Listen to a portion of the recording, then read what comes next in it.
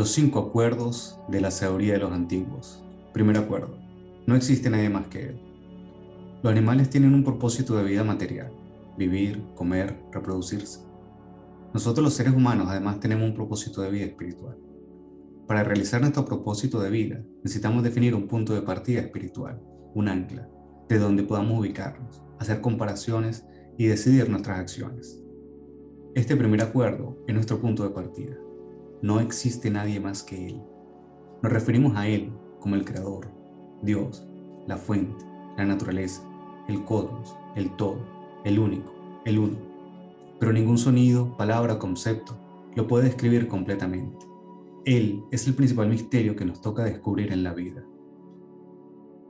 Los sabios antiguos nos cuentan acerca del origen y propósito del ser humano.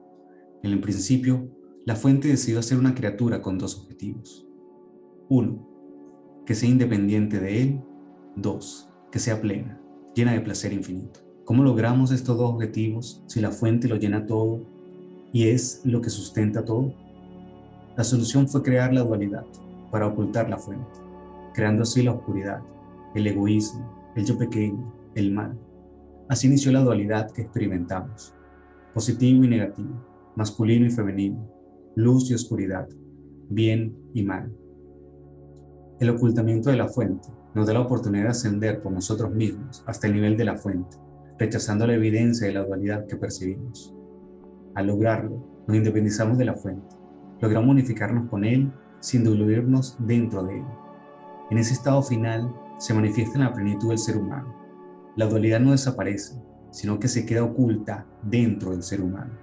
Dentro de la dualidad parecen existir 2 fuentes: una fuente origen de las cosas buenas y otra fuente origen de las cosas malas.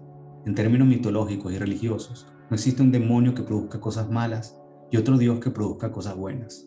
No existen 2 poderes enfrentados. Todas las cosas que existen provienen de una sola fuente. Percibir o vislumbrar un origen unitario de todas las diversas cosas que vemos no es una tarea sencilla, ya que la mente materialista solo percibe la dualidad. Por eso el camino de ascensión espiritual no es mediante la mente materialista, sino por la mente altruista, la que surge del corazón, no de las emociones viscerales. Los sabios de todos los tiempos, de todas las naciones, nos han hablado de la unidad oculta de todo lo que vemos y de todo lo que no vemos, advirtiéndonos que para sobrepasar esta realidad fragmentada que percibimos, debemos ubicarnos en otro nivel sensorial, en un nivel espiritual más allá del cuerpo y los sentidos. Debemos ubicarnos en el primer acuerdo: no existe nadie más que Él. El trabajo espiritual consiste en descubrir, detrás de las guerras y la destrucción, detrás de lo que nos parece oscuridad y maldad, la unidad y el significado de todo, desde el punto de vista del plan de la creación, no desde el punto de vista del yo pequeño. Y este es uno de los ejercicios más difíciles para el espíritu humano, algo que ha traído de cabeza a los sabios de todas las generaciones, cuando preguntan desde el yo pequeño: ¿cómo puede una fuente buena y benevolente producir el mal? El trabajo espiritual de practicar no existe nadie más que Él es una lucha contracorriente, ya que nacemos dentro de una sociedad materialista que insiste en que el propósito de la vida es satisfacer los deseos del dinero y poder del yo pequeño, que debemos usar el conocimiento para poseer los recursos materiales y manipular a los otros seres humanos, construyendo la fortuna individual sobre la ruina de la humanidad y de la naturaleza. De modo que aunque muchos seres humanos quieran practicar la espiritualidad, hacerlo resulta una tarea casi imposible. No porque sea difícil practicar la espiritualidad, sino porque el entorno social se encarga de ahogar toda iniciativa espiritual, utilizando todas las herramientas de manipulación psicológica para dañar mental y físicamente al ser humano que desea practicar la espiritualidad. Esta realidad ha sido planteada en diversas oportunidades en la literatura mundial. Una de las más antiguas es la de Platón, hace 2500 años, en el mito de la cueva, donde un héroe que sale de la cueva regresa para liberar a sus hermanos esclavizados en la cueva, y muere a manos de sus propios hermanos, que se niegan a aceptar el riesgo de salir a un mundo lleno de luz y libertad, al preferir lo habitual del trabajo forzado en una cueva oscura. El trabajo espiritual en una sociedad materialista, aunque es muy difícil, no es imposible. Los antiguos sabios en sociedades con mayor ignorancia lo lograron y nos transmitieron sus enseñanzas. Un ejemplo para que nosotros logremos la espiritualidad. La dificultad en lograr la espiritualidad le da el valor al esfuerzo. Sobrepasar un gran problema nos da una gran satisfacción. Como la fuente benevolente, eso significa que procura que nosotros, sus creaciones, nos acerquemos más a ser buenos como ella, que todos alcancemos la misma cualidad de plenitud que posee la fuente. Por eso, la necesidad de esforzarnos. Esta labor de acercarnos a la fuente, de ser similares a ella en cuanto a forma, es conocida en la sabiduría de los antiguos como unificación, o también religare, religar, de donde proviene el término religión. Podemos, mediante un arduo trabajo espiritual, unificarnos con el todo. Unificarnos con la fuente es expandir la percepción de nuestro pequeño yo a la percepción de un yo expandido. Pasaremos de ser y de sentirnos como una bolsa de carne y huesos que tarde o temprano morirá, a ser inmortales, a ser el todo, a ser el creador, la fuente. El plan de la creación es que al ascender al logro de la unidad, seamos herederos meritorios del bienestar y plenitud del infinito. Como la fuente es una sola y no existe nadie más que Él, significa que todas las criaturas y sus acciones están conectadas entre sí. Estamos conectados con los animales, con las plantas, con los demás seres humanos. Somos el legado de todos ellos y seremos el legado para todos ellos. Nuestra interdependencia es innegable. La materia de la cual se crearon las estrellas y los planetas se continúa transformando, pero es la misma desde el origen del universo hasta llegar a formar nuestro cuerpo. Somos polvo de estrellas en una espiral de ascensión.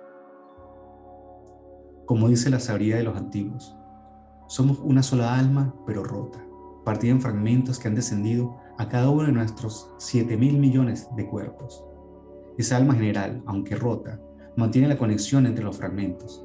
Seguiremos influenciándonos los unos a los otros profundamente. Recomponer la unidad espiritual interna de los pedazos rotos a través del amor, sin importar nuestra forma a los otros, es el trabajo de la espiritualidad.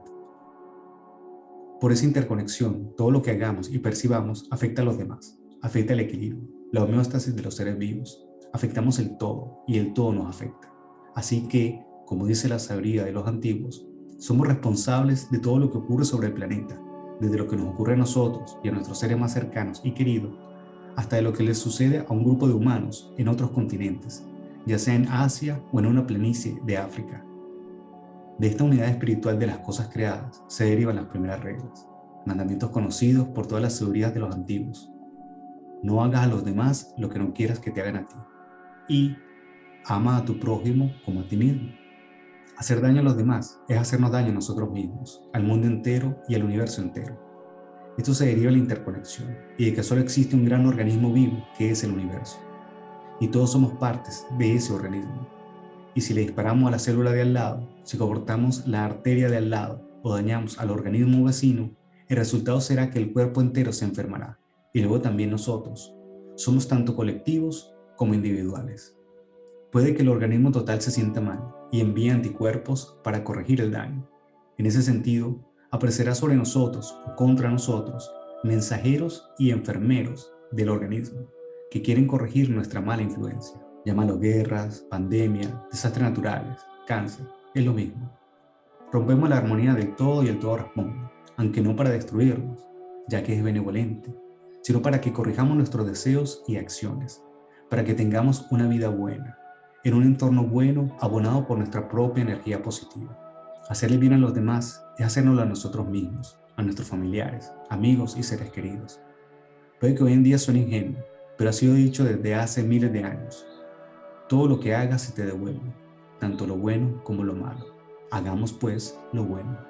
Entender este primer acuerdo, no existe nadie más que Él, y las reglas fundamentales que se derivan de Él, no hagas a los demás lo que no quieres que te hagan a ti, y ama a tu prójimo como a ti mismo, es el reto más arduo que podemos afrontar en la vida, pero también es el más maravilloso. Tal vez no lo alcancemos, pero el camino, el viaje, le da un sentido nuevo y trascendente a nuestra existencia. Asimilar dentro de nuestra vida el primer acuerdo, no existe nadie más que Él, es alcanzar la espiritualidad. Es un objetivo que debemos tener claro y que debemos repasar diariamente, al levantarnos y al acostarnos. Nuestra vida y nuestras acciones deben enfocarse disciplinadamente en Él, en todo momento. Si este objetivo se convierte en la brújula que orienta nuestra vida, estaremos en el camino de la espiritualidad. Construir una sociedad de propósito espiritual es lo que permitirá liberar a nuestros hermanos que viven en la esclavitud, dentro de la oscura cueva de la ignorancia materialista. Hagamos para ellos un camino más fácil, tal como los antiguos sabios nos facilitaron el camino espiritual a nosotros. Los siguientes 4 acuerdos son reglas prácticas, muy sencillas de formular, pero difíciles de practicar, que nos pueden facilitar el camino hacia la reunificación con la fuente, el camino de la espiritualidad.